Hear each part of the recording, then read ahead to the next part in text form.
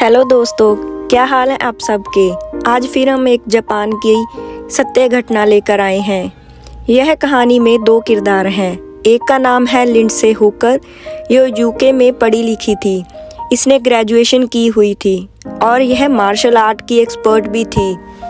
और अब ये आगे बतौर इंग्लिश टीचर टोक्यो मूव होना चाहती थी और यह टोक्यो मूव हो जाती है। और यहाँ आने के बाद यह स्काइप से अपने माँ बाप और अपने बॉयफ्रेंड से बातें करती रहती है। तो ये उन्हें बताती रहती है कि कैसे उसके स्टूडेंट्स हैं। इनमें से एक इसका स्टूडेंट था जो अब दूसरा करैक्टर सामने आएगा, जिसका नाम था तत्सुगा। यही दो मेन किरदार हैं इस कहानी के। इस तत्सुगे का जन्म 1979 का था, जो माँ बाप की बिगड़ी औलाद थी। इसने भी ग्रेजुएशन की हुई थी और यह भी मार्शल आर्ट में ब्लैक बेल्ट होल्डर था। तो चलिए दोस्तों, कहानी को आगे बढ़ाते हैं और आपको मैं बताती हूँ कि इसमें क्या हुआ था।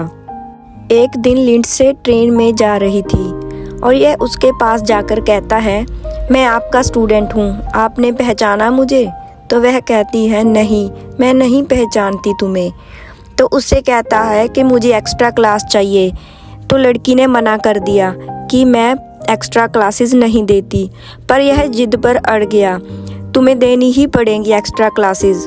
ट्रेन में उसके साथ बदतमीजी करने लगा। तो लड़की ने डर के मारे हाँ कर दी कि एक एक्स्ट्रा क्लास दे दूंगी। जब यह लड़की के घर जाता है तो वहाँ दो लड़कियाँ और होती हैं और वह उनको कहता है कि मुझे पानी चाहिए।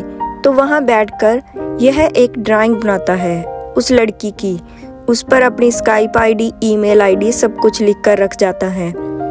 तो नेक्स्ट डे कैफ़े में यह लड़की इसे क्लास देती है। जब यह पैसे मांगती है तो यह बंदा कहता है, पैसे तो घर पर भूल गया हूँ।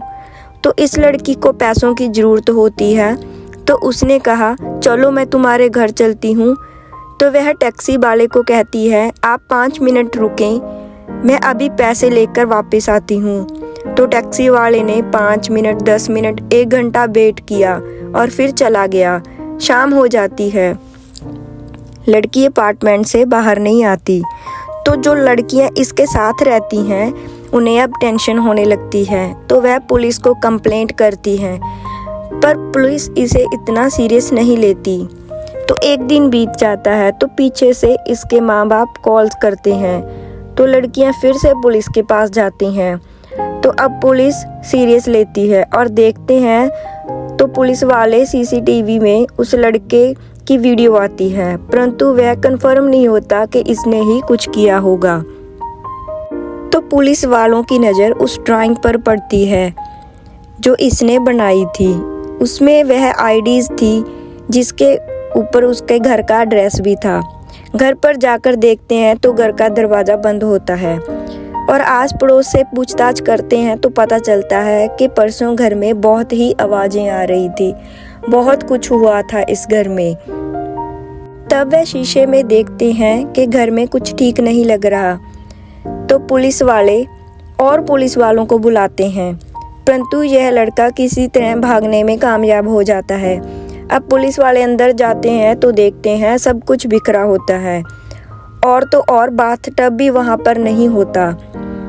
तो बाथ टब इनको बालकोनी में मिलता है और मिट्टी से भरा होता है। तो जब वह मिट्टी को हटाते हैं तो वहाँ इन्हें लिंडसे हुकर की लाश मिलती है और लाश के आसपास इसने केमिकल्स डाले हुए थे ताकि बॉडी जल्दी से गल जाए, और उसके पूरे बाल काट दिए थे इसने। अब फोरेंसिक की रिपोर्ट आती है तो पता चलता है कि इस लड़की के साथ कोई भी रेप नहीं हुआ था, परंतु उसकी बॉडी पर बहुत ही गहरे जख्म होते हैं। तो उसके माँ बाप तक खबर चली जाती है। तो अब शुरुआत होती है तत्सुगा की तलाश की। अगले दिन कोई रिपोर्ट करता है कि यह बंदा इस होटल में देखा गया है। तो जब तक पुलिस वहाँ पहुँचती है यह भाग जाता है।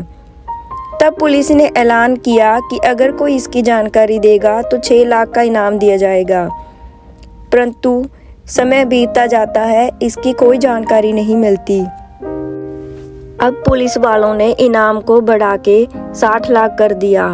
1 साल बीत जाता है, यह केस बहुत ही चर्चित होता है, तो पुलिस वालों के ऊपर प्रेशर भी होता है कि कैसे ही इस तत्सुगा को ढूंढना है। तो तभी एक पुलिस वाले को डॉक्टर की कॉल आती है। इसने 1 साल पहले मेरे से सर्जरी करवा ली थी। अब पुलिस दोबारा से फ़ोटो जारी करती है, जो इसकी सर्जरी के बाद की फ़ोटो होती है। तो उसे पता चलता है कि अब यह कैसे दिखता है। तो पुलिस वालों को एक मज़दूर की कॉल आती है। उसने बताया कि यह मेरे साथ काम करता है। तो जब वह पुलिस वहां पहुंचती है तो यह भागने की कगार में होता है, परंतु पुलिस इसे पकड़ लेती है। पहले तो यह नहीं मानता कि जुर्म इसने किया है, परंतु बाद में बताता है कि हाँ, मैंने ही मारा है, क्योंकि लड़की को यह पसंद करता था। परंतु जब यह उसे घर में बुलाता है तो लड़की भी मार्शल आर्ट की एक्सपर्ट होती है, तो दोनों के बीच खूब लड़ाई होती है, परंतु यह लड़की को मारने में कामयाब हो जाता है। तो दोस्तों, जब मैं यह बंदा जेल में बंद था तो इसने एक किताब लिखी, जो कि इस किताब से इसने करोड़ों रुपए कमाए थे। यह बेस्ट सेलर बुक थी, जिसमें इसने बताया था कि कैसे इसने लड़की को मारा।